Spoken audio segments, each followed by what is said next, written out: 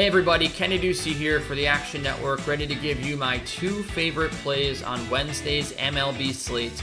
This is Daily Action Picks for May 25th. Now I'm going to start things off by fading yet another Cleveland Guardians starting pitcher. This time, Cal Quantrill, come on down.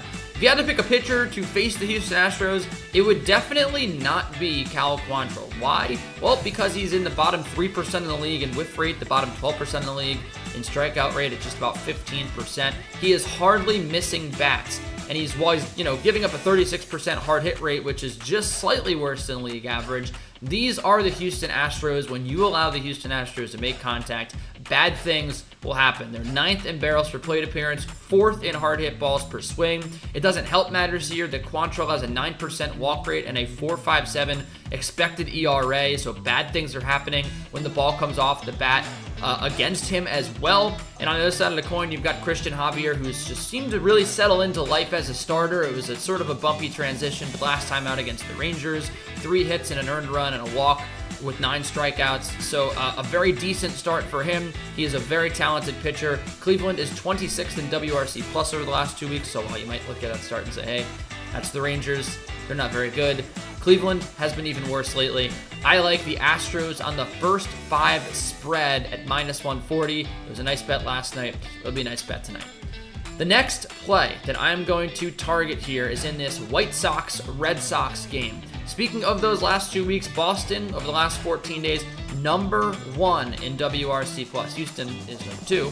And Chicago, 18th in WRC+. It's just not happening for them at the plate. They may be getting a little unlucky, though. They have the second biggest differential between their WOBA and their expected WOBA in baseball, according to StatCast. And I think perhaps, on Wednesday night, they get a little bit of success at the plate because Rich Hill is pitching. He's a lefty. The White Sox are loaded with right-handed power bats.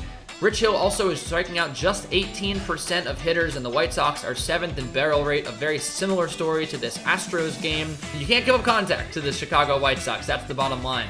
Lucas Giolito is allowing a 4.68 expected WOBA on contact, meanwhile. And while he has done a very good job of striking out hitters, so it's not too big of an issue, the Red Sox lately, not only are they 2nd in barrel rate for the season, that's not a story about lately, they have struck out under 20% of the time. That is a very elite number. Strikeouts had plagued the Red Sox all year long. They are making more contact with the baseball. That will do them well against Lucas Giolito. I think both offenses here have a path to a decent game, and I think I'm going to take the over 7.5 runs. It's going to be a high-scoring game between the Red Sox and the White Sox. Both pitchers, they do come in with a little bit of success, but I think these matchups are not very good for them.